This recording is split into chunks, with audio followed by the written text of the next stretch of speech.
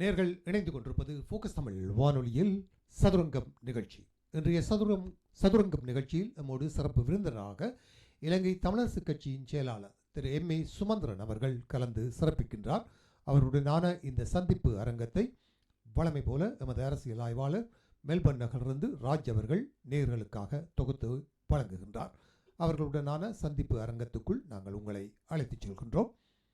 திரு MA. Sumanthiran அவர்கள் தயாரானதும் நாங்கள் நிகழ்ச்சிக்குள் செல்லலாம்.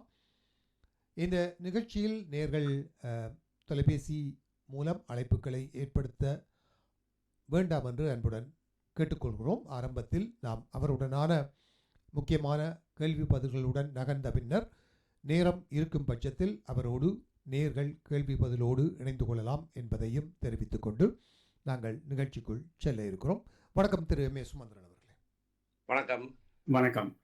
மீண்டும் ஒரு தடவை ஃபோக்கஸ் தமிழ் வானொலியூடாக இணைந்து பயணிக்க சம்மதம் தெரிவித்ததற்கு உங்களுக்கு நன்றியை தெரிவித்துக் கொண்டு முதற்கண் நேற்றைய தினம் இலங்கை தமிழரசு கட்சியின் சார்பாக நீங்கள் ஒரு ஹர்த்தாலுக்கு அழைப்பு விடுத்திருந்தீர்கள். எதிர்வரும் 15ஆம் தேதி வடகிழக்கு தழுவிய ரீதியாக ஒரு முழு கடையடைப்புக்கு அழைப்பு விடுத்திருந்தீர்கள். இந்த குறுகிய கால அவசர அழைப்புக்கான தேவை ஏன் ஏற்பட்டது?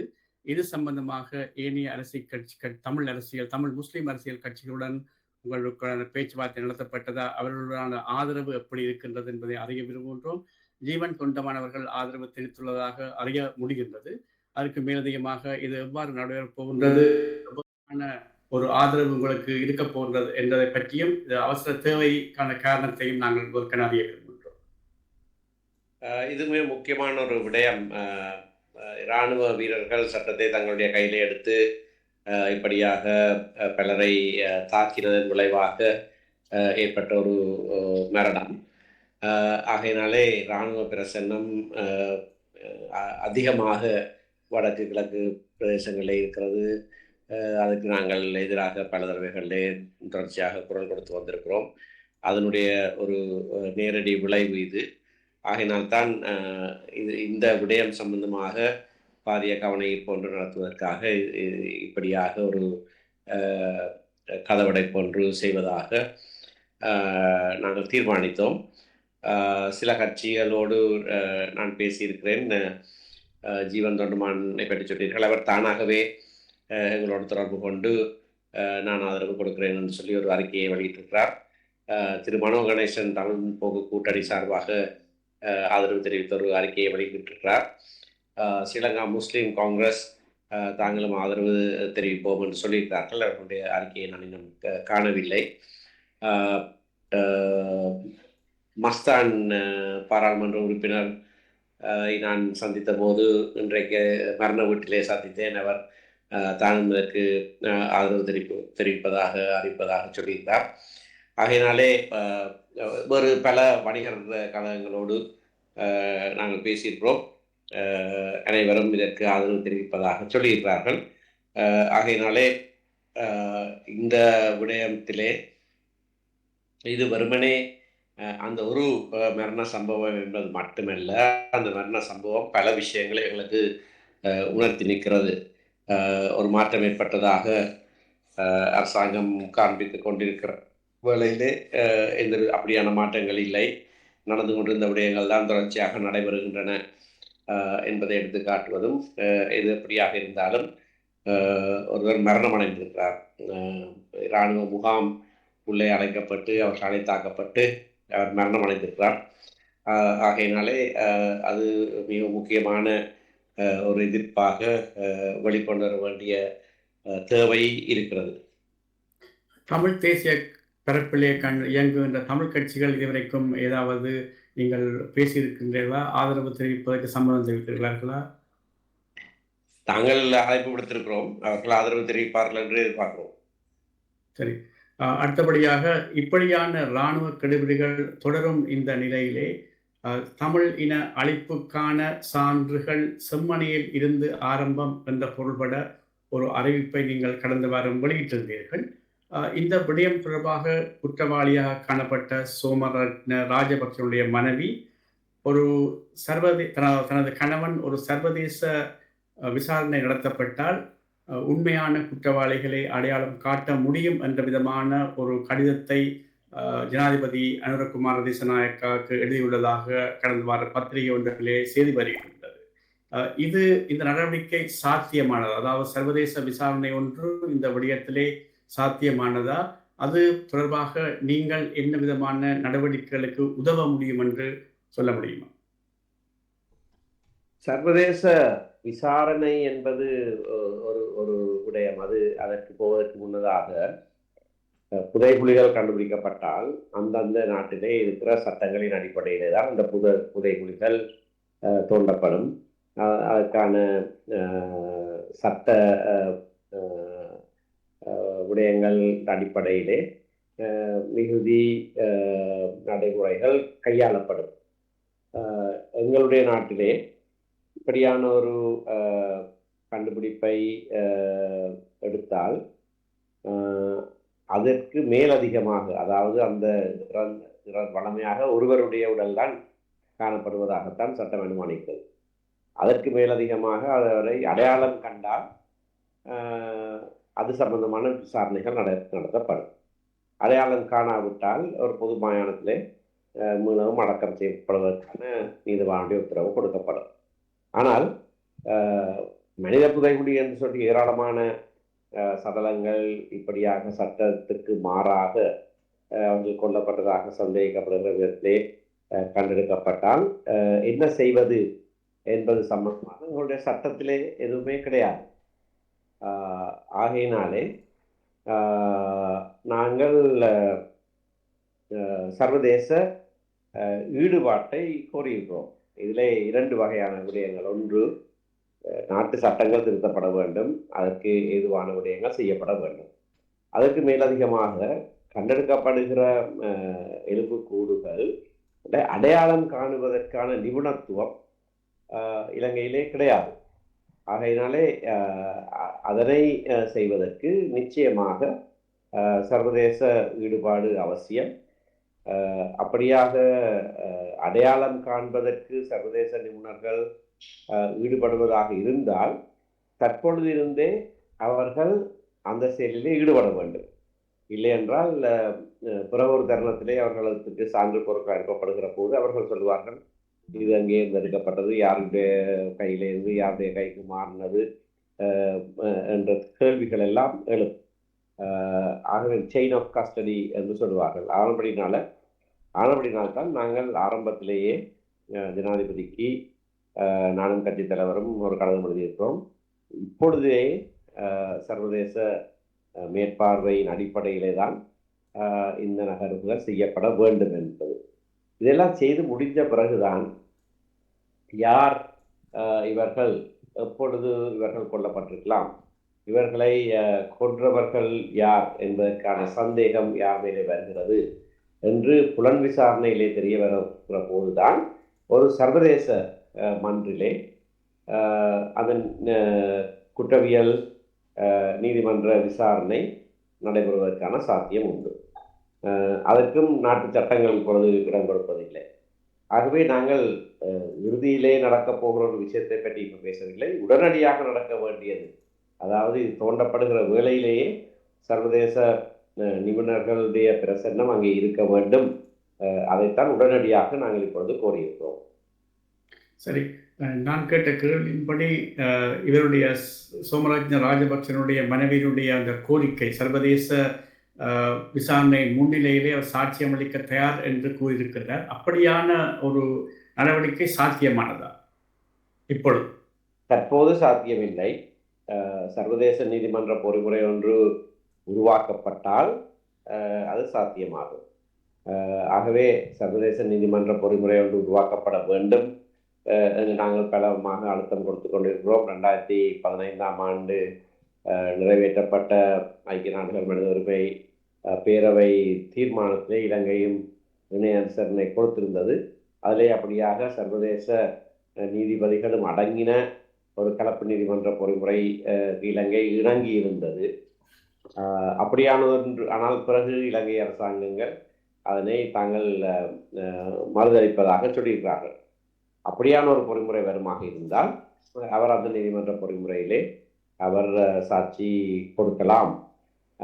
ஆனால் அவர் ஏற்கனவே ஸ்ரீலங்கா நீதிமன்றத்திலே தான் இந்த விடயத்தை வெளிப்படுத்தினவர்.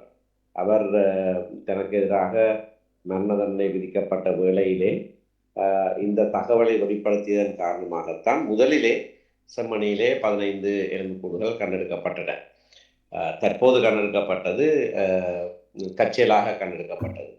ஆனால் தற்செயலாக கண்டெடுக்கப்பட்டாலும் அவர் அன்றைக்கு சொன்ன கூற்று உண்மை என்பதை நிரூபிக்கிறது. அவர் அன்றைக்கு சொன்னார் 300 400 வரையிலான உடல்கள் இங்கே புதைக்கப்பட்டிருக்கிறது என்று சொன்னார். ஆனால் அவர் காண்பித்த இடத்திலே 15 தான் கண்டுபிடிக்கப்பட்டது.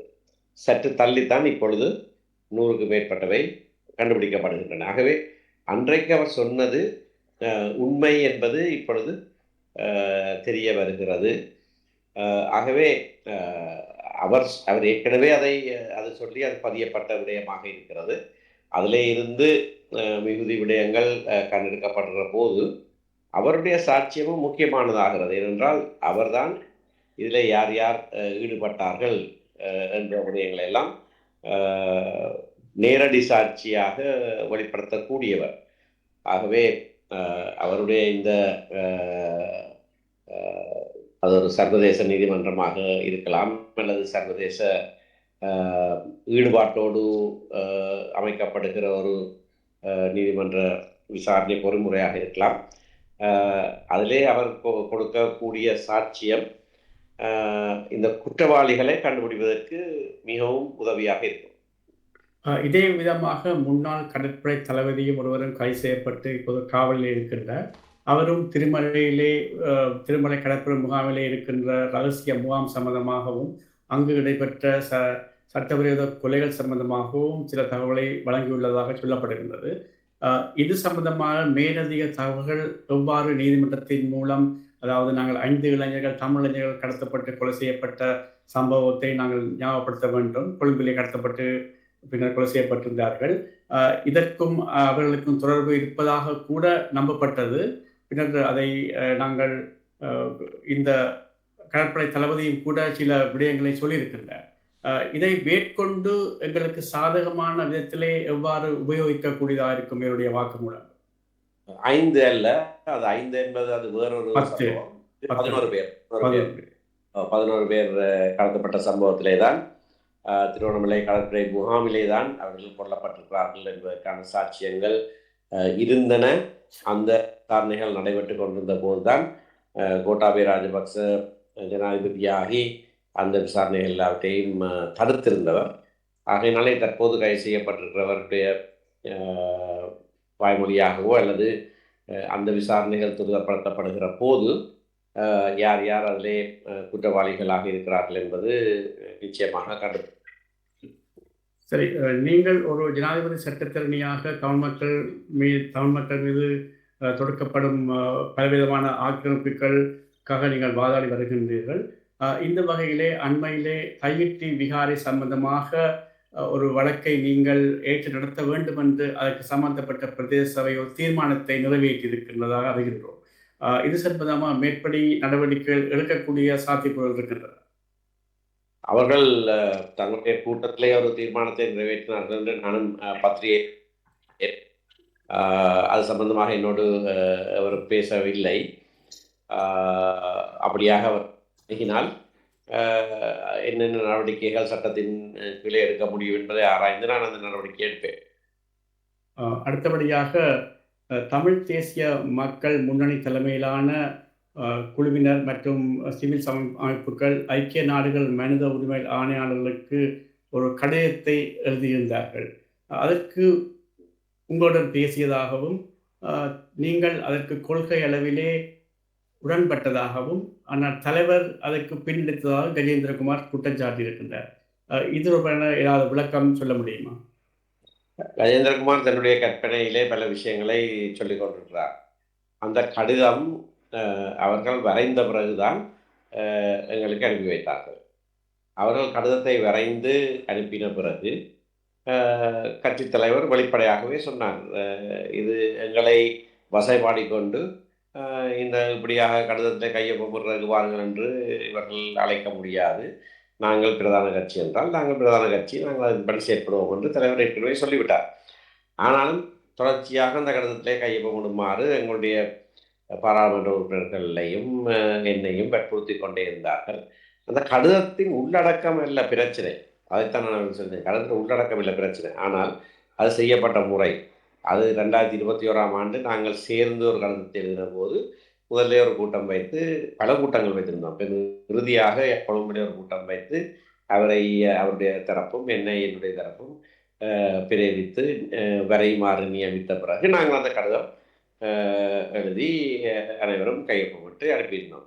இது தாங்களாக ஒன்றை வரைந்துவிட்டு இதிலேயே கையெழுத்தை வையுங்கள், வேணுமென்றால் வார்த்தைகளை மட்டும் மாற்றலாம், பொருளை மாற்ற முடியாது என்று சொல்லி எங்களிடத்திலே சொல்வது பொருத்தமற்ற ஒரு செயற்பாடு. அதை நான் தெளிவாக சொல்லியிருக்கிறேன். இது நானாக எடுத்த முடிவு அல்ல, தலைவராக மட்டும் எடுத்த முடிவும் அல்ல. நாங்கள் எங்களுடைய அரசியல் குழுவும் அரசியல் தீர்வுக்கு என்று நியமிக்கப்பட்டிருக்கிற 7 பேர் கொண்ட குழுவும் பாராளுமன்ற உறுப்பினர்களும் இந்த 3 தரப்பினரும் ஒன்றாக சேர்ந்து ஏகமனதாக கட்சியின் முடிவாக எடுத்த முடிவு. அப்படியானால் பிரதான கட்சி தமிழ்நாட்டிலே பிரதிநிதிப்படுத்தப்படும் பிரதான கட்சி என்ற வகையிலே தமிழரசு கட்சி சார்பாக ஏதாவது ஒரு அறிக்கை அல்லது கடிதம் அல்லது வேண்டுகோள் மனித உரிமை ஆணையாளர்களுக்கு முன்னால் வைக்கப்படுவதற்கான சாத்தியக்கூறுகள் இருக்கின்றன. அவர் இப்பதான் வந்துட்டு போயிருக்கிறார். வந்தபோது எல்லாரும் சந்திச்சிருக்கிறார்கள். எல்லா வேண்டுகோள்களும் அவருக்கு நேரடியாகவே சொல்லப்பட்டிருக்கிறது. அதுக்கு பிறகு இவர்கள் கடிதம் எழுதுகிறார்கள் என்பதற்காக நாங்கள் கடிதம் எழுத வேண்டிய தேவையில்லை. கடிதம் இவர்கள் எழுதுறது அவருக்கு அல்ல. கடிதம் எழுதுறது மக்களுக்கு ஏதோ தாங்கள் ஏதோ செய்கிறோம் என்று காட்டுறதுக்காக. அப்படியான வேலைகளில் ஈடுபடுவதற்கு எங்களுக்கு எந்த விதமான தேவைப்பாடும் கிடையாது. அவர் கஜேந்திரகுமார் மேலும் சொல்லுகையிலே மனித உரிமை ஆணையாளர்களுக்கும் மற்றும் 47 நாடுகளுடைய பிரதிநிதிகளுக்கும் அனுப்பப்பட்டதாக சொல்லுகின்றார். அப்படியானால் நீங்கள் சந்தித்தது மனித உரிமை ஆணையாளரை தான் சந்தித்திருந்தீர்கள், அவருக்குத்தான் கடிதத்தை ஒப்படைத்திருந்தீர்கள், ஸ்ரீதரன் அவருக்கு கொடுத்திருந்தார். ஆனால் 47 நாடுகள் பிரதிநிதிகளுக்கு எவ்வாறு நீங்கள் உங்களுடைய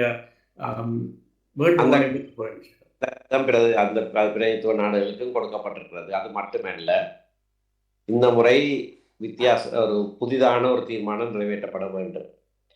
அதை முன்னின்று நடத்துவது பிரித்தானியா.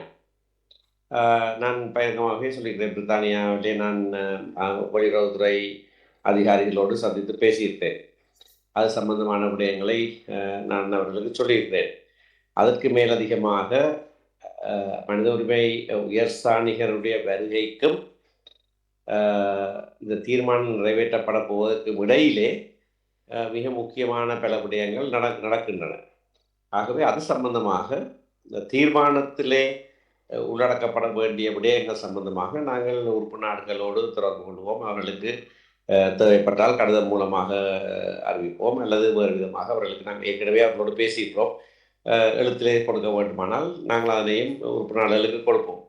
ஆனால் மனித உரிமை உயர்ஸ்தானிகர் அறிக்கை என்பது இவர்களுடைய கடிதம் போவதற்கு முன்னதாகவே அந்த அறிக்கை தயாரிக்கப்பட்டு இலங்கை அரசாங்கத்திடம் கையளிக்கப்பட்டு விட்டது.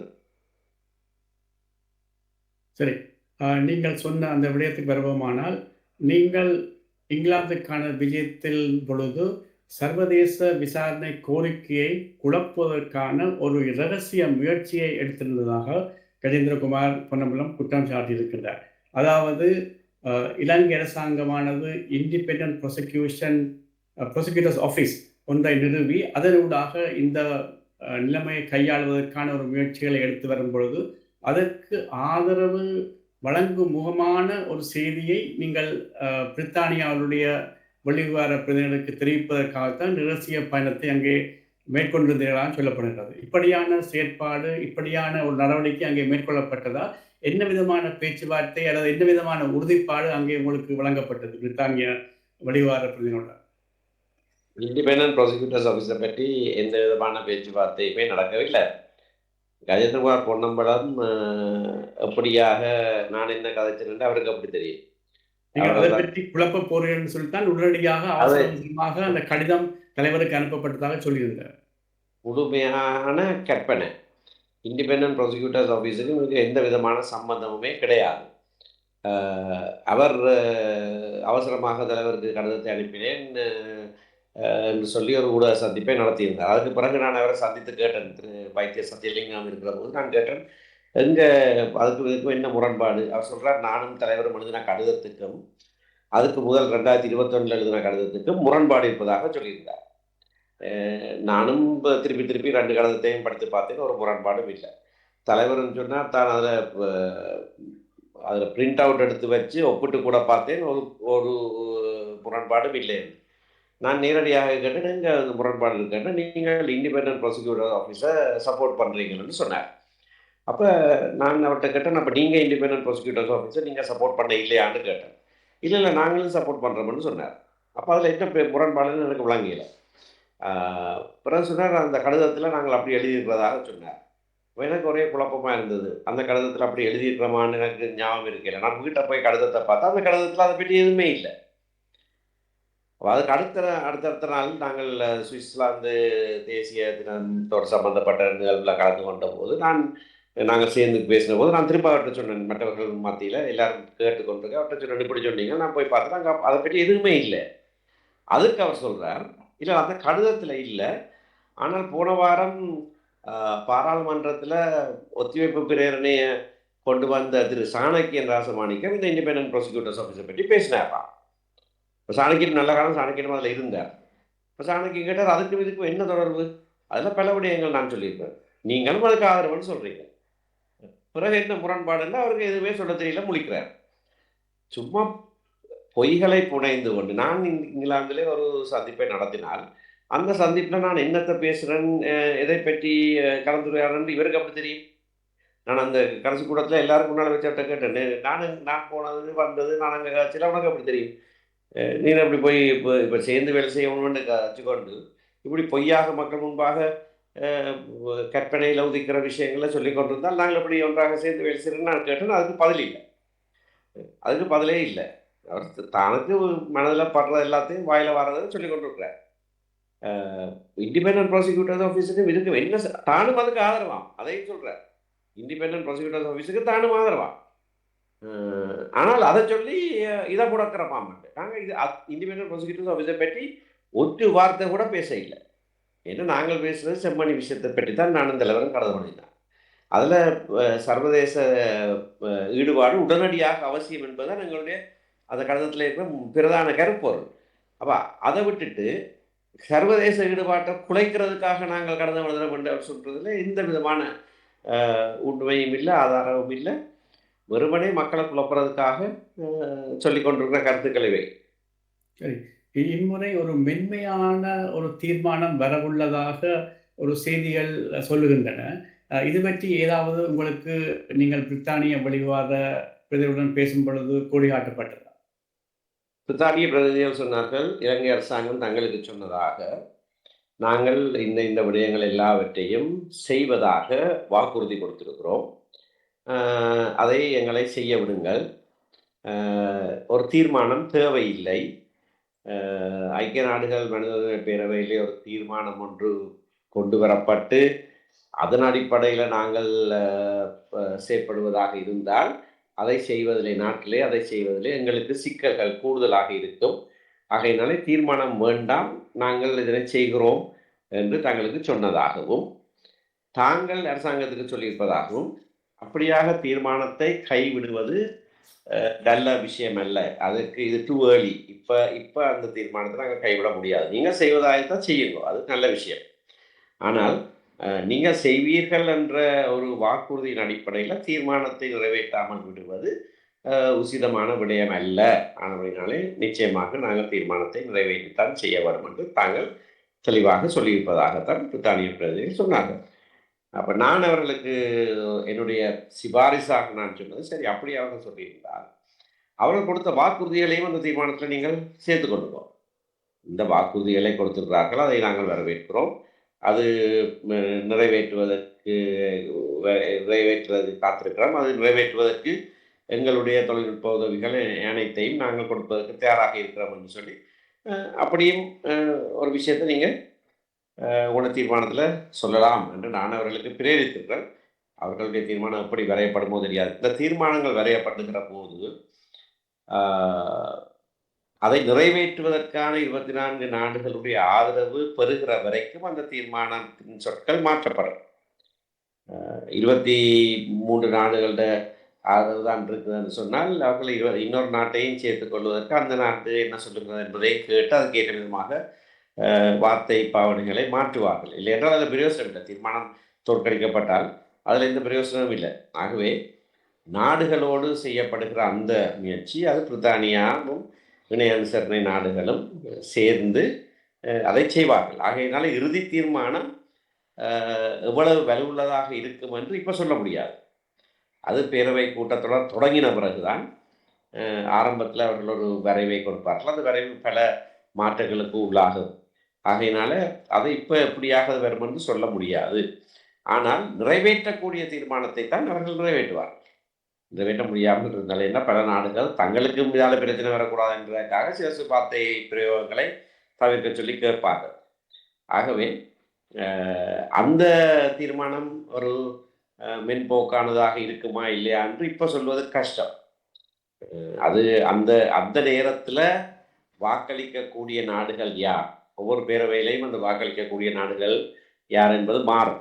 இப்போ இந்த தடவை யார் அந்த நாடுகள், அந்த நாடுகள் இந்த விடயங்களை அணுகுவது எப்படி என்பதையெல்லாம் பார்த்து அவர்களோடு பேச்சுவார்த்தையை செய்தால் அந்த அந்த தீர்மானம் இறுதி வரைவு செய்யப்படும். ஆனால் தீர்மானம் ஒன்று இருப்பது அத்தியாவசியம். தீர்மானம் ஒன்று இருந்தால்தான் ஐக்கிய நாடுகள் மனித உரிமை விவசாயிகளுடைய அலுவலகத்துக்கு இலங்கையை தொடர்ச்சியாக மேற்பார்வை செய்வதற்கு அந்த விடயங்களை கவனிப்பதற்குமான ஒரு ஆணை கொடுக்கப்படும். தீர்மானம் இல்லாமல் அந்த அலுவலகம் அதை செய்ய முடியாது. ஆகையினாலே ஆகக்கூடிய அளவுக்கு எது சாத்தியமோ அதற்கேற்ற விதமாக அவர்கள் அந்த வார்த்தைகளை பிரயோகித்து அந்த தீர்மானத்தை நிறைவேற்றுவார்கள். சரி, இந்த தீர்மானங்களால் இலங்கையை கட்டுப்படுத்த முடியாத ஒரு நிலையிலே தமிழ் தேசிய மக்கள் முன்னணி தலைமையிலான அந்த கூட்டணியானது இந்த இந்த இலங்கை சம்பந்த விடயத்தை ஐசிசிக்கு பாரப்படுத்துமாறு ஐக்கிய நாடுகள் மனித உரிமை உயர்ஸ்தானிகளை வேண்டுகிறோம் என்ற விதமான ஒரு கோரிக்கையை விடுத்துள்ளார்கள். இது எவ்வகையில் எவ்வளவு தூரம் சாத்தியமாக இருக்கும்? அதாவது மனித உரிமை ஆணையாளர் இந்த விடயத்தை ஐசிசிக்கு பரிந்துரைப்பது அது சாத்தியமானதே அல்ல. மனித உரிமை உயர்ஸ்தானியருக்கு அப்படியாக ஐசிசிக்கு ஒரு பாரப்படுத்துவதற்கான அதிகாரம் கிடையாது. ஐசிசிக்கு செல்வதற்கு ரெண்டு வழிகள் தான் உண்டு. ஒன்று அந்த குறித்த நாடு ரோம் ஸ்டாட்யூட்டில் கையொப்பப்பட்டிருக்க வேணும். இல்லைன்னு சொன்னால் பாதுகாப்பு சபை அதை ஐசிசிக்கு பரப்படுத்த வேணும். இந்த ரெண்டும் இல்லாமல் ஐசிசிக்கு பரப்படுத்தப்பட முடியாது. மனித உரிமை பேரவையோ உரிமை உயர்ஸ்தானிகரோ அதனை ஐசிசிக்கு பரப்படுத்த முடியாது. ஆகவே முடியாது என்று தெரிஞ்ச விஷயத்த வெறுமனே மக்களுக்கு உசுப்பேற்றுறதுக்காக நாங்கள் இதை கேட்டிருக்கிறோம், இவர்கள் அதை கேட்க இல்லை என்று சொல்லி இப்போ யாரோ ஒரு நல்ல வார்த்தை என்று சொல்லியிருக்கிறார், செல்லாத இடத்துக்கு வழிகாட்டுற பொல்லாதவர் என்று சொல்லியிருக்கிறான். இப்போ போக தெரியாதுன்னு போக முடியாதுன்னு தெரியும். அதுக்கு போகிற வழிகள் ரெண்டு தான் இருக்குது. அப்போ பாதுகாப்பு சபையில் மூலமாக போக முடியாதுன்னு சொன்னால் நாங்கள் இப்போ அழுத்தம் கொடுக்குறோம், ரோம் சட்டத்தில் கைச்சாத்திடுங்கள்னு சொல்லி. இது நான் பல தடவைகளில் சென்ற வருடம் அதுக்கு ஒரு வருடமெல்லாம் சொல்லிடுறேன். அண்மையில் இலங்கையினுடைய மனித உரிமை பேரவை, மனித உரிமை பேரவையில் ஆணைக்குழு, மனித உரிமை ஆணைக்குழு அரசாங்கத்துக்கு சிபாரிசு செய்திருக்குது ரோம் ஸ்டாட்யூட்டில் கையெழுத்து போட சொல்லி. ஆகவே அப்படியான வழிமுறைகளின் மூலமாக இலங்கை அரசாங்கத்துக்கு அழுத்தம் கொடுத்து ரோம் ஸ்டாட்யூட்டில் கையெழுத்து வைக்க பண்ணினால் அது ஐசிசிக்கு போகலாம். இல்லை என்றால்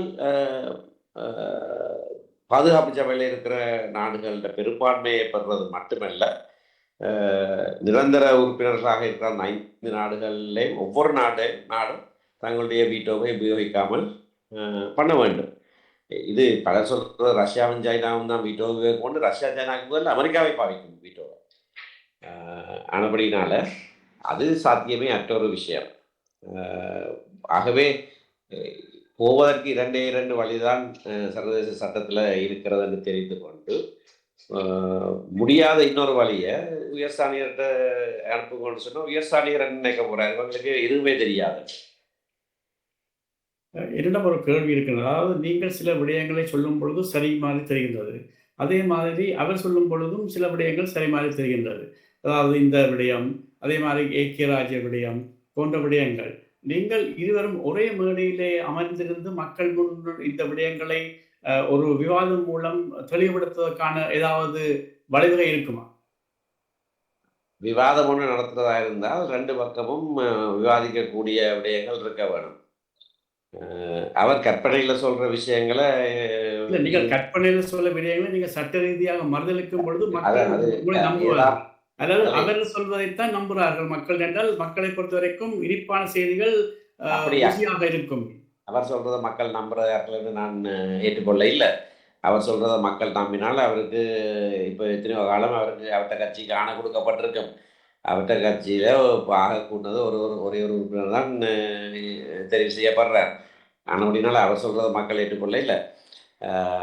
அவர் சொல்றது பொய் என்பது எல்லாருக்கும் தெரியும். ஆனால் இல்லாத ஒரு விஷயத்தை பற்றி விவாதிக்கிறதுல அது நேரம் இழக்கிற வேலை. சரி. அடுத்தபடியாக முன்னாள் வடகிழக்கு முதலமைச்சர் வரதராஜ பெருமாள் அவர்கள் இலங்கைக்கு திடீரென விஜயம் செய்து பல அரசியல் கட்சி தலைவரை சந்தித்திருக்கிறார். அந்த வகையிலே உங்களுடைய கட்சித் தலைவர் சிவஞானம் ஐயாவையும் சந்தித்திருக்கின்றார். அதன் பின்னர் சில முயற்சிகள் மாகாண சபை சம்பந்தமாகவும் 13வது திருத்தச் சட்டம் சம்பந்தமாகவும் அமல்படுத்தல் சம்பந்தமாகவும் சுரேஷ் பிரேமச்சந்திரா அவர்கள் சில ஏற்பாடுகளை செய்து கடந்த சனிக்கிழமை ஒரு கருத்தரங்கை நடத்தியிருந்தார். அதிலே உங்கள் கட்சித் தலைவருக்கும் அழைப்பு விடுத்ததாக சொல்லப்பட்டிருந்தது. ஆனால் உங்களுடைய கட்சித் தலைவர் அங்கே பங்கு பெற்றுவதாக தெரியவில்லை. இதற்கான காரணம் என்று அறிய முடியும்? கட்சித் தலைவருக்கு அழைப்பு விடுத்ததாக நான் நினைக்கல. அழைப்பு வந்திருந்தால் அவர் எனக்கு சொல்லியிருப்பார். எனக்கும் அழைப்பு விடுக்கப்பட இல்லை. நான் நினைக்கல எங்களுக்கு அழைப்பு விடுக்கப்பட்டது. ஆனால் அப்படியான கருத்தரங்குகள் வைக்கிறது நல்லது. தெளிவூட்டல்கள் இருக்கும். அந்த திட்டத்தில் என்ன இருக்கு, என்ன இல்லை, இது இருந்தால் என்ன, இல்லாவிட்டால் என்ன, மாகாண சபை தேர்தல் நடத்தப்பட. இது வரதராஜ பெருமாள் முயற்சி அல்ல. நாங்கள் தொடர்ச்சியாக சொல்லிக் கொண்டிருக்கிற ஒரு விஷயம். இப்போ இது 3வது பாராளுமன்றத்தில் எங்களுடைய கட்சி சார்பாக ஒரு தனிநபர் பிரேரணையும் சட்டமூலமும் முன்வைக்கப்பட்டிருக்கு. கடந்த 2 பாராளுமன்றங்களில் நான் செய்தேன். இப்போ சாணக்கியன் ராசமாணிக்கம் செய்திருக்கிறேன். அதை நிறைவேற்றினால் உடனடியாக மாகாண சபை தேர்தல் நடக்கும். மிக முக்கியமான விஷயம், மாகாண சபைகள் இயங்க வேண்டும். மாகாண சபைகள் இயங்காத ஒரு சூழலில் புதிய அரசியலமைப்பை பற்றி பேச வழிகிட்டால் அது பாரதூரமான விளைவுகளை கொண்டு வரும். ஆனபடினால தான் நாங்கள் மாகாண சபை அது குறைந்த அதிகாரத்தோடையோ என்னவோ இருக்கிற மாகாண சபைகள் இயங்குவதற்கான அழுத்தத்தை நாங்கள் கொடுத்து கொண்டிருக்கிறோம். வரதராஜ பெருமாள் வந்து அதை ஒன்றும் செய்ய இல்லை. அவர் ஏன் வந்தார், ஏன் போனார்னு எனக்கு தெரியாது. ஆனால் நாங்கள் தொடர்ச்சியாக அந்த அழுத்தத்தை கொடுத்து கொண்டே இருக்கிறோம். அது செயற்படுத்துவதற்கான நடைமுறைகளையும் நாங்கள் செய்திருக்கிறோம். இதற்கு மேலதிகமாக நீங்கள் ஒரு தமிழரசு கட்சியினுடைய பாராளுமன்ற குழு அல்லது கட்சி குழுவாக ஜனாதிபதியை சந்தித்து ஏனைய தமிழ் முஸ்லீம் கட்சியுடன் சேர்ந்து இந்த மாகாண சபை தேர்தல் நடத்துவதற்கான ஒரு வேண்டுகோளை அழுத்தத்தை இலங்கை அரசாங்கத்துக்கு அல்லது ஜனாதிபதிக்கு கொடுப்பதற்கான ஏதாவது முயற்சிகள் எடுப்பதற்கான சாத்தியக்கூறுகள் இருக்கின்றன? இருக்கிறது. அதை பற்றி நாங்கள் பேசியிருக்கிற மற்ற கட்சிகளோடு தேவைப்பட்டால் நாங்கள் அதை செய்வோம். ஆனால் முதல் கட்டமாக ஒரு தனிநபர் சட்டம் மூலம் முன்வைக்கப்பட்டிருக்கிறது. 1ஆம் வாசிப்பு முடிவடைந்திருக்கிறது. அரசாங்கம் அது சம்பந்தமாக ஒரு அறிக்கையை பாராளுமன்றத்துக்கு கொடுத்தால்தான் 2வது வாசிப்புக்கு எடுக்கப்படலாம். இல்லாவிட்டால் 6 மாதம் பொறுத்திருக்க வேண்டும். ஆகையினால அந்த குறித்த அமைச்சினுடைய ஆலோசனை குழு கூட்டத்தில் திரு சாணக்கியன் ராசமாணிக்கம் அந்த அறிக்கையை அமைச்சர் உடனடியாக கொடுக்க வேண்டும் என்று ஒரு பிரேரணையை எழுத்து மூலமாக வைத்திருந்தார். அங்கே மற்ற கட்சிகளும் அதுக்கு ஆதரவு கொடுத்திருந்தன. ஆகவே அப்படியான ஒரு அழுத்தத்தை கொடுத்திருக்கிறோம். நாங்கள் ஸ்ரீலங்கா முஸ்லீம் காங்கிரஸ், மனோ கணேசன் தலைமையிலான தமிழ் முற்போக்கு கூட்டணி, நாங்கள் ஆகியோர் சேர்ந்து ஜனாதிபதிக்கு இந்த அழுத்தத்தை கொடுப்பதை பற்றியும் இப்பொழுது பேசிக்கொண்டிருக்கிறோம். இந்த வகையிலே நீங்கள் மாகாண சபை அமல்படுத்தப்பட வேண்டும் என்ற அந்த கோரிக்கையானது, அந்த சட்டமூலமானது 6 மாதத்தின் பின்னர் நீங்கள் தானாகவே அது அரசாங்கத்தால் மேற்கொள்ளப்பட வேண்டும் என்ற கட்டாயம் இருக்கின்றதா, அல்லது அதையும் அவர்கள் தள்ளிப்படுவதற்கான சாத்தியக்கூறுகள் இருக்கின்றன. தள்ளி போட முடியாது. 6 மாதம் முடிவடைந்த உடனே 2ஆம் வாசிப்புக்கு அது எடுத்துக்கொள்ளப்படலாம். ஆனால் 2ஆம் வாசிப்பு எடுத்துக்கொள்ளப்படுகிற போது அரசாங்கம் அதுக்கு சார்பாக வாக்களிக்க வேண்டும். அது அந்த சட்டமூலம் தோற்கடிக்கப்பட்டால் அதுக்கப்புறம் ஒன்றும் செய்ய முடியாது. ஆனால் அரசாங்கம் தொடர்ச்சியாக இதுக்கு தாங்கள் ஆதரவு தான் சொல்லுகிறார்கள். இதுக்கு எதிர்ப்பு இன்னும் சொல்லவில்லை. நான் சென்ற தடவை கொண்டு வந்தபோதும் 2ஆம் வாசிப்பில் அதுக்கு ஆதரவாகத்தான் வாக்களித்தார்கள். ஆகையினாலே அவர்கள் ஒரு நிலைப்பாட்டை மாற்றாமல் இருக்கிறதுக்கான ஒரு அழுத்தத்தோடு தான் இது கொண்டு வரப்பட்டிருக்கிறது. ஆக என்னுடைய அனுமானத்தின்படி அவர்கள் காலம் கடத்துவது 6 மாதத்துக்கு தான் கடத்தலாம். அதுக்கு பிறகு திரு ராஜமாணிக்கம் அந்த சட்டமூலத்தை 2ஆம் வாசிப்புக்கு கொண்டு வந்தால் அவர்கள் அதுக்கு ஆதரவாக வாக்களித்தே ஆக வேண்டும். இல்லை என்றால் அவர்கள் தங்களுடைய நிலைப்பாட்டை மாற்றுகிறார்கள் என்று அர்த்தம். அப்படியா அவர்கள் இவ்வாறான தாமதம் செய்வதற்கான காரணம் என்ன என்பதை நீங்கள் அறிந்து கொள்ள முடியாதா உங்களால்? என்ன காரணம் என்று சொல்லுங்க. அது தெரியவில்லை. அவர்கள் உங்களுக்கு ஜனாதிபதிக்கும் இடையில மிகவும் நெருக்கமான உறவு முன்னர் ஒரு காலத்தில் இருந்தது, இப்பொழுதும் இருக்கும் என்று தான் நாங்கள் நம்புகிறோம். உங்களுக்கு அப்படியான எந்த விதமான ஒரு சைகையும் காட்டப்படவில்லை. இல்லை, இதை பற்றி நான் ஜனாதிபதியோடு நேரடியாக இதை பற்றி நான் பேசவில்லை இதுவரைக்கும். அவர்கள் இந்த வருஷம் இன்னொரு தேர்தல் வைப்பது முடியாத விடயம், அடுத்த வருஷம் ஆரம்பத்திலே வைப்போம் என்று பலருக்கு சொல்லியிருக்கிறார்கள். பல சர்வதேச பிரதிகளிடத்திலே அந்த மாதிரியான ஒரு கருத்தை சொல்லியிருக்கிறார்கள். ஆகவே அதன்படி பார்த்தால் 6 மாதம் முடிவடைந்த பிறகு இந்த நடவடிக்கைகளை மேற்கொண்டால் அப்படியாவது அடுத்த வருஷம் ஆரம்பத்துக்கு அது போய்விடும். அப்படியாகத்தான் நடக்கும் என்பதுதான் என்னுடைய சிந்தனை. சரி, அந்த தேர்தலில் நீங்கள் முதலமைச்சர் வேட்பாளராக போட்டியிடுவதற்கான ஒரு விருப்பத்தை நீங்கள் அறிவித்திருந்தீர்கள். 2வது தடவை அறிவித்திருந்தீர்கள் நினைக்கிறேன் சென்ற தடவை. இதிலே நீங்கள் மிகவும் ஆணித்தரமாகத்தான் இருக்கின்றீர்கள். அதாவது நீங்கள் போட்டியிடுவதற்கான உங்கள் விருப்பமானது ஒரு ஆணித்தரமான முடிவா, அல்லது யாரையாவது நீங்கள் தூண்டுவதற்காக இந்த ஒரு கரட்டை போடுறீர்களா, நீட்டுறீர்களா என்ற ஒரு ஐயப்பாட்டு இருக்கின்றது. இல்லை, இப்பொழுது இருக்கிற சூழ்நிலையில் நான் இதற்கு பொருத்தமானவன் என்பது என்னுடைய கருத்து. ஆகையினாலே இந்த விடயத்திலே நான் தெளிவாக பகிரங்கமாக சொல்லியிருக்கிறேன். ஆகையினால் இது சம்பந்தமாக அது நடக்கிற போது தான் நான் அதை தீர்மானிக்கலாம். ஆனால் இன்றைக்கு இருக்கிற சூழ்நிலையில் அப்படியான ஒரு முன்மொழிவை நான் கட்சியினத்திலே செய்வேன். சரி, அந்த முன்மொழிவு, அந்த ஒரு ஆர்வம் அல்லது விருப்பத்தின் அடிப்படையில் தான் இப்பொழுது மணிவண்ணன் அவருடன் இணைந்து செயற்படுவதற்கான ஒரு முயற்சிகளை நீங்கள் எடுத்து வருகிறீர்கள், அவரும் எடுத்து வருகிறார் என்பதாக பார்த்து கொள்ளலாமா? நேற்று முன்தினம் வெளியிடப்பட்ட அந்த ஒரு காணொளியிலே மிகவும் நெருக்கமாக நீங்கள் இருவரும் சகஜமாக சந்தோஷமாக சம்பாஷணை செய்வது ஒரு விடயத்தை புலப்படுத்துகிறதாக. முன்னர் நீங்கள் இவ்வளவு நெருக்கமாக இருந்ததாக நாங்கள் அறியவில்லை, ஆனால் இப்பொழுது மிகவும் நெருக்கமான ஒரு ஒரு நிகழ்ச்சியை செய்யும் அளவுக்கு நெருங்கி விட்டீர்கள் என்றதை பார்க்கும் பொழுது மாகாண சபை தேர்தலிலே அவரும் உங்களுடன் சேர்ந்து போட்டியிடுவதற்கான சாத்தியக்கூறுகள் இருக்கும் என்று எண்ணலாம்.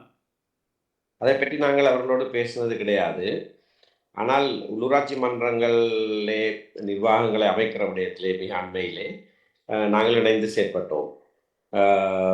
விசேடமாக நல்லூர் பிரதேச சபையிலே நாங்கள் அதை இரு தரப்பினரும் 2 வருடங்களுக்கு எடுத்துக்கொள்வது என்ற தீர்மானம் எடுக்கப்பட்டு எழுத்து மூலமான ஒரு உடன்படிக்கையும் நாங்கள் கைச்சாத்திட்டிருக்கிறோம்.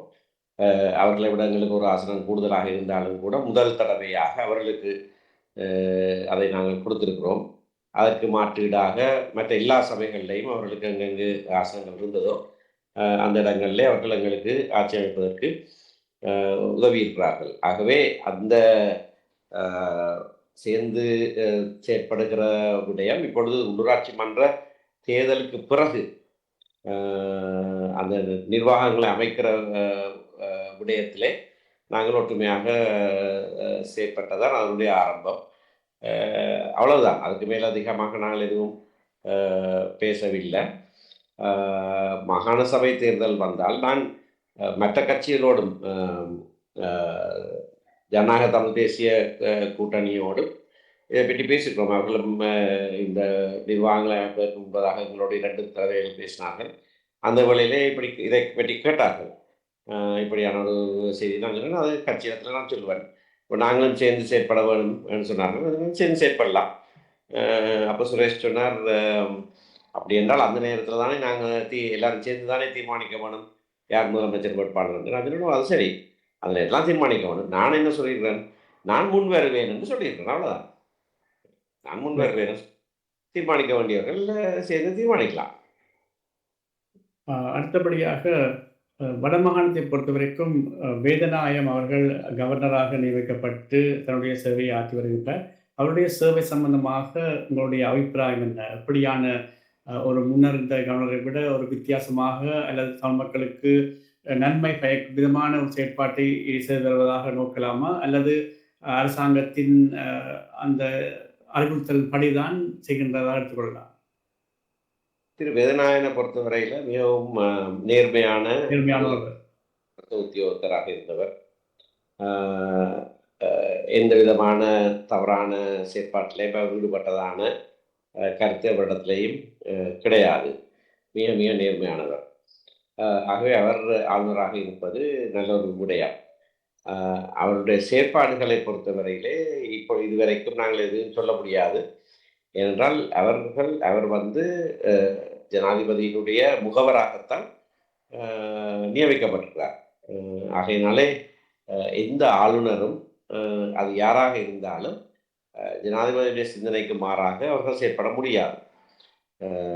ஆகவே திரு வேதநாயகன் ஜனாதிபதியினுடைய சிந்தனையை மீறி சரியாக செயற்பட்டார் என்று நான் சொல்ல முடியாது. ஆனால் இதுவரைக்கும் அவருடைய செயற்பாட்டிலே நாங்கள் குறை காணக்கூடியதாக எதுவும் இல்லை. சரி, இறுதியாக இலங்கை அரசாங்கத்தினுடைய செயற்பாடு இதுவரைக்கும் எவ்வளவு தூரம் தமிழ் மக்கள் சார்பாக திருப்தியாக இருக்கின்றது என்பதை கேட்டுக்கொள்வோம். திருப்தி என்று சொல்ல முடியாது. ஏனென்றால் பலவிதமான வாக்குறுதிகளை கொடுத்திருக்கிறார்கள். அந்த வாக்குறுதிகள் எதுவுமே இன்னமும் நிறைவேற்றப்படவில்லை. பலர் சொல்கிறார்கள், இப்போதானே இன்னும் 1 வருஷம் ஆகவில்லை என்று.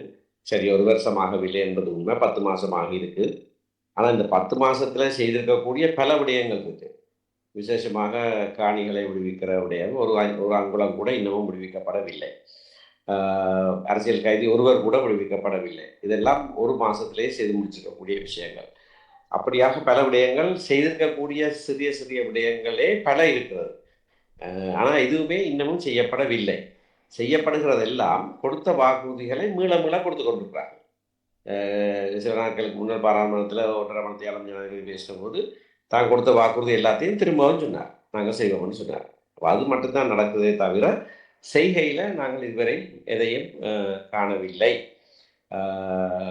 நிலம் சம்பந்தமான விஷயத்தில் வடக்கில் 6000 ஏக்கர் காணிகளை அரச காணியாக்குற ஒரு முயற்சி நடந்தது. அது எதிர் திசையில் இருந்தது. ஆகவே அதையும் நாங்கள் நினைவில் வைத்துக்கொள்ள வேணும். அதுதான் நிர்வாகிகள் ஆரம்பித்தார்கள் என்று சொன்னாலும் கூட அதை மாற்றியமைப்பதிலே அரசாங்கம் பின்னடித்தது.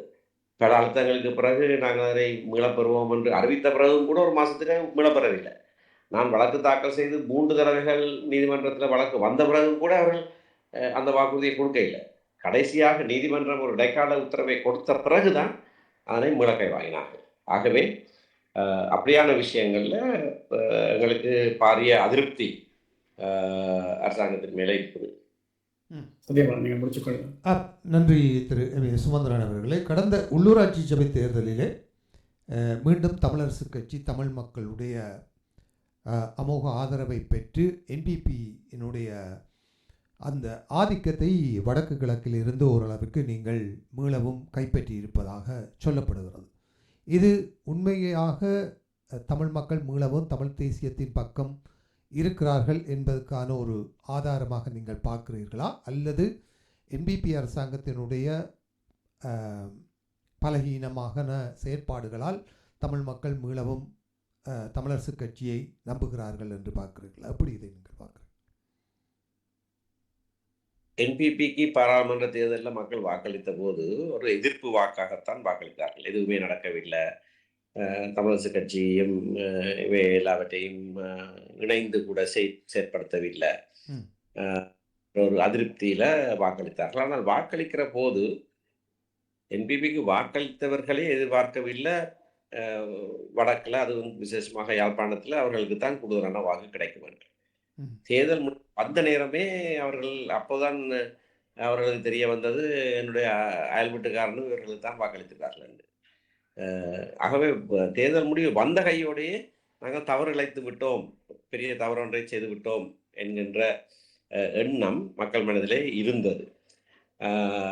அதை இவர்களும் உறுதி செய்து விட்டார்கள். எதுவுமே செய்யவில்லை, நடவடிக்கை சொன்னது ஒன்றும் இன்னமும் செய்யவில்லை. அதுவும் உள்ளூராட்சி தேர்தல் அண்மித்த போது இந்த 6000 நிலம் அபகரிக்கிற செயற்பாடு ஆரம்பமானது, வெளிப்படுத்தப்பட்டது. ஆகவே தாங்கள் செய்த தவறை திருத்தி அமைக்கிறோம் என்றுதான் அவர்கள் திருத்தி அமைத்திருக்கிறார்கள் நான் நினைக்கிறேன். சரி, இறுதி கேள்வியாக நான் கேட்பது, தமிழரசு கட்சி இப்போது தமிழ் மக்களின் அதிக பிரதிநிதிகளை கொண்ட ஒரு கட்சி. ஏன் இதுவரை அரசாங்கத்துடன் இலங்கையின் இனப்பிரச்சனை தொடர்பாகவோ அல்லது தமிழ் மக்களுடைய பிரச்சனை தொடர்பாகவோ நேரடியாக ஒரு அணுகுமுறையை ஜனாதிபதியுடனோ அரசுடனோ இதுவரை மேற்கொள்ளவில்லை? எங்களுடைய அணுகுமுறை, ஜனாதிபதி தன்னுடைய தேர்தல் விஞ்ஞாபனத்திலே சில வாக்குறுதிகளை கொடுத்திருக்கிறார். இதை அவரிடத்திலே இதை குறித்து தேர்தல் காலங்களிலே கேட்டபோது, நாங்கள் சரியான ஒரு தீர்வை முன்வைப்போம், நாங்கள் ஒரு தீர்வை முன்வைப்போம் என்று சொல்லி வந்திருக்கிறார். அந்த தீர்வை அவர் முன்வைக்க வேணும். அவர் அதை முன்வைக்கிற வரைக்கும் எங்கே உங்களுடைய நீங்கள் சொன்ன தீர்வு அங்கே என்றுதான் நாங்கள் கேட்டுக்கொண்டிருப்போம். அதை நாங்கள் பொது வழியிலே தொடர்ச்சியாக கேட்டுக்கொண்டு தான் இருக்கிறோம். சரி, நன்றி. உங்களுடைய நேரத்தை ஒதுக்கிய மூடு நிகழ்ச்சியோடு இணைந்து கொண்டதுக்கு நமது மனமார்ந்த நன்றிகளை தெரிவித்து, மீண்டும் தொடரும் உங்கள் அரசியல் பயணத்திலே தமிழ் மக்களுக்கு உங்கள் சேவைகள் தொடர வேண்டும் என்று அன்பாடு கேட்டுக்கொண்டு உங்களிடமிருந்து விடைபெறலாம் என்று நம்புகிறேன். நன்றி, வணக்கம். நன்றி, வணக்கம். நன்றி, வணக்கம்.